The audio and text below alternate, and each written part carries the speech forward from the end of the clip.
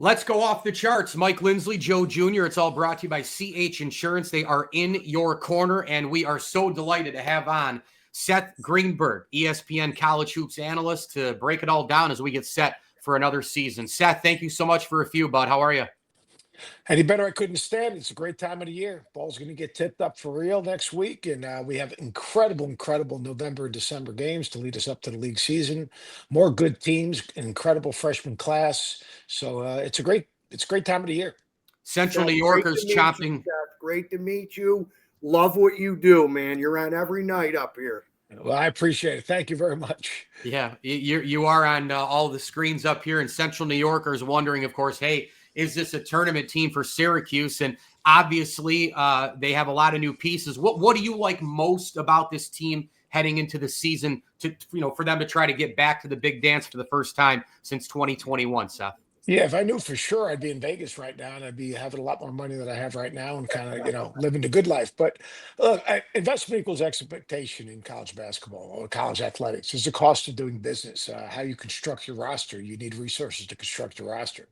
And last year, the resources weren't available, so Red got the best players he could get with the budget that he had. This past year, they've really made a good investment, and that was across the board. That wasn't just Syracuse. That was across the board in the ACC, excluding one or two programs, majority of the programs in relation to Power Fives, think of the history of the ACC, the best conference in the history, maybe college basketball, it was well underfunded. And especially when you compare it to the SEC, who was so ready for pay for play, that's what it is. Collective, you can call them collectives, you can talk rev share, it's pay for play. And the SEC was better positioned. The Big 12 was better positioned. The ACC was not better positioned. So, having said that, you see a number of programs that have had an upkick in their rev share, and Syracuse has been one of them.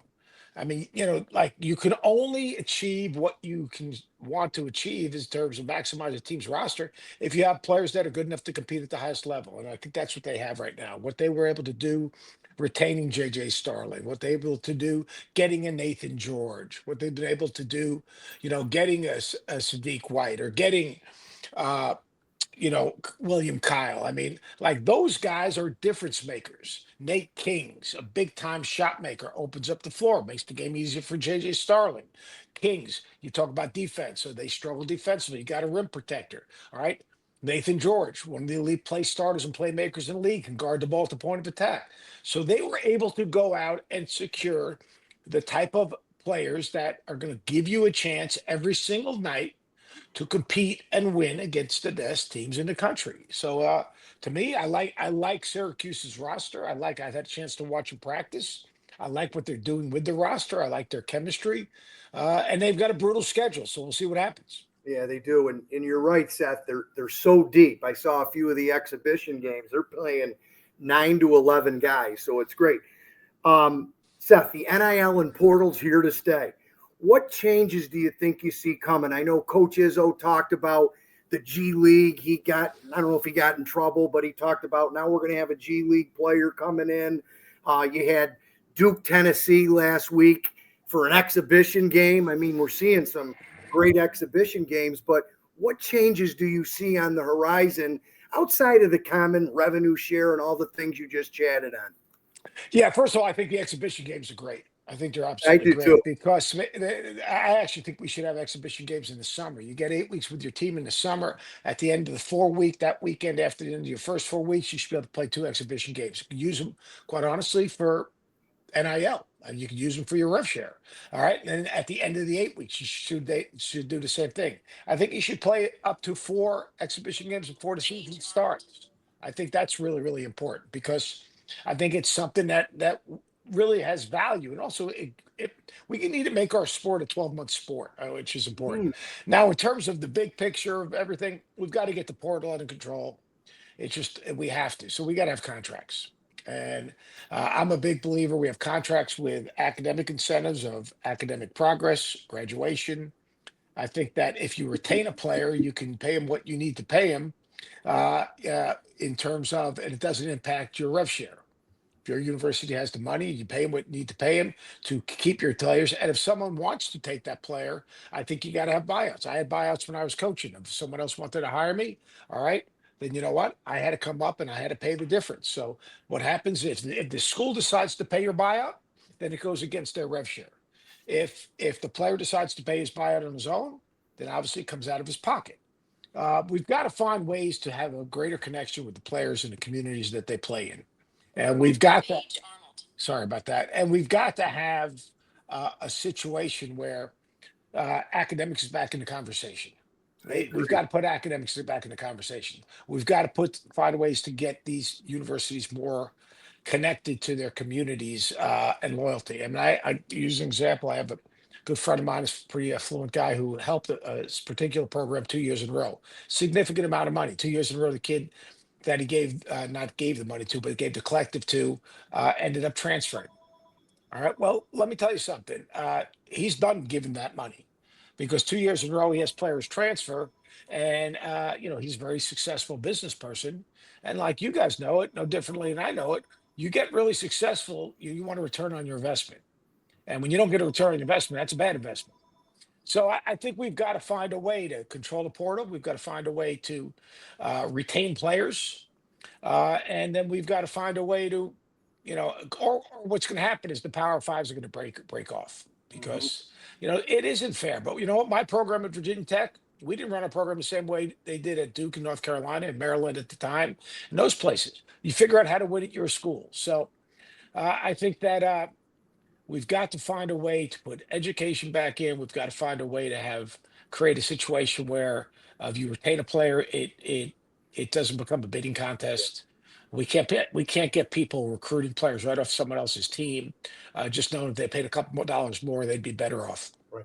Is a reporter and broadcaster, how do you keep up with all the changes with the teams and players? The old days, I don't want to say the old days, 5 years ago, we knew everybody on the Cuse. You knew everybody at Duke and UCLA. How do you keep up with that? You must have a lot of research going into every game, obviously.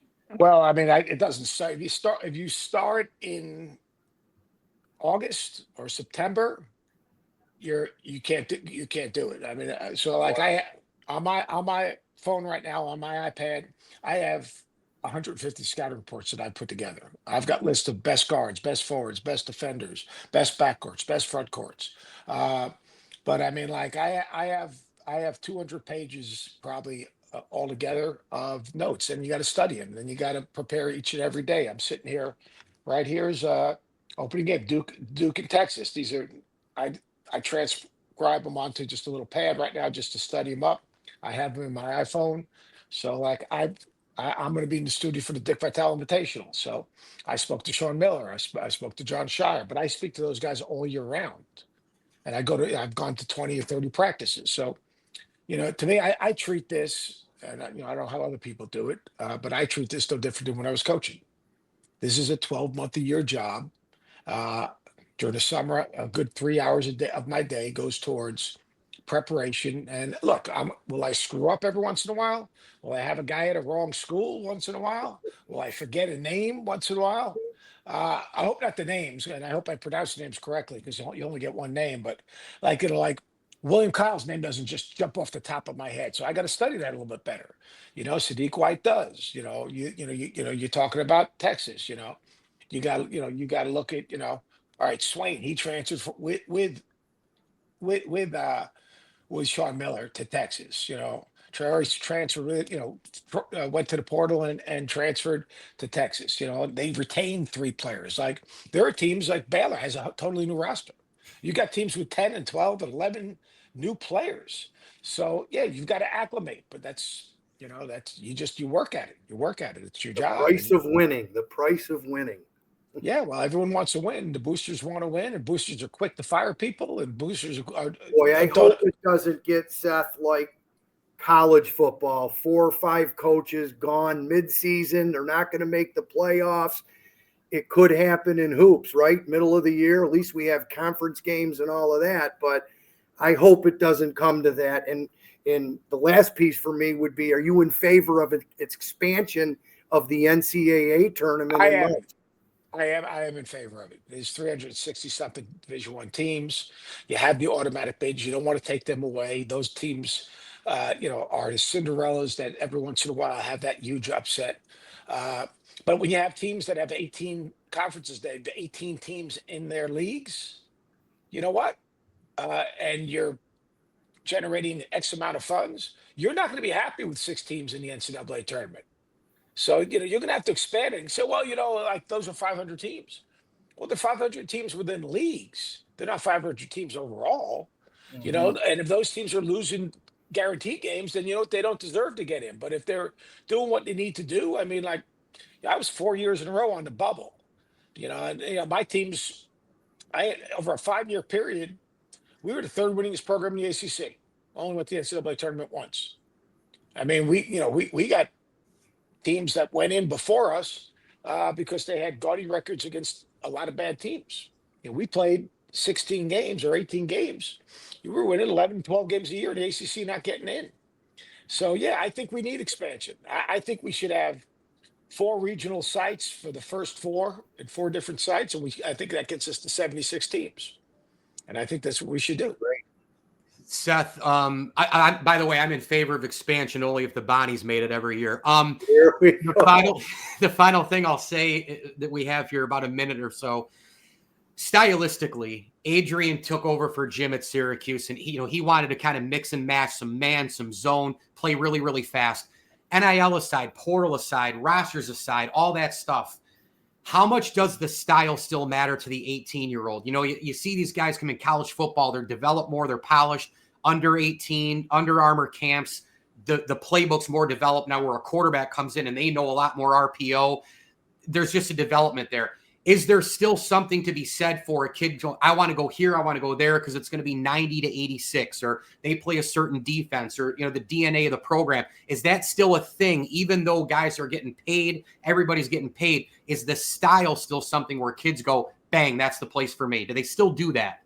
It's down the list. I think that, quite honestly, a lot of these things are transactional. I think connection with the coach, but it's down the list. Everyone's going to 5 out. Everyone's playing a more European style. Everyone's going to tell you you're going to shoot a ton of threes.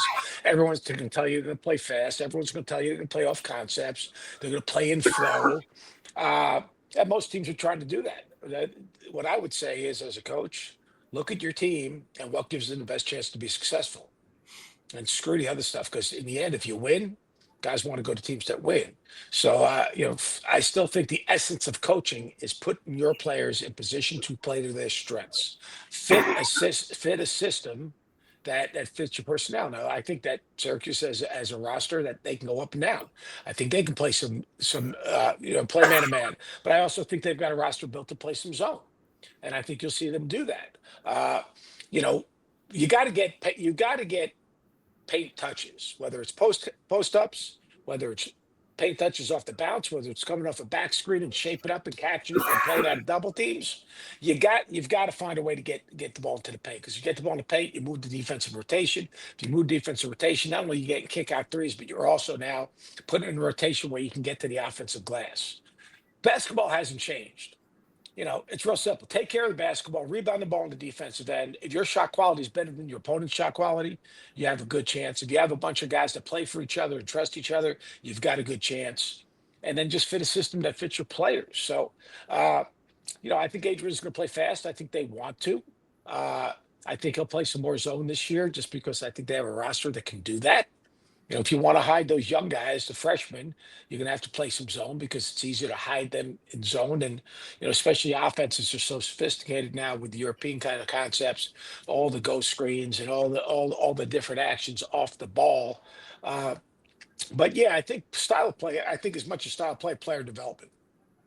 I think, guys, can I get better? And if I go there, will I get better? Will I have a chance to get to the league? I think that's a big thing.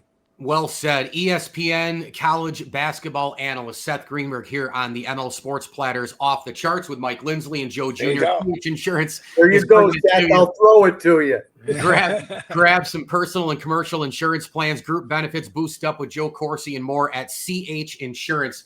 Seth, I will see you at the Dome. Thanks for doing this. Really appreciate it, bud. My pleasure. You guys have a great year. Thank you, Seth. Love watching you. Love watching you every night.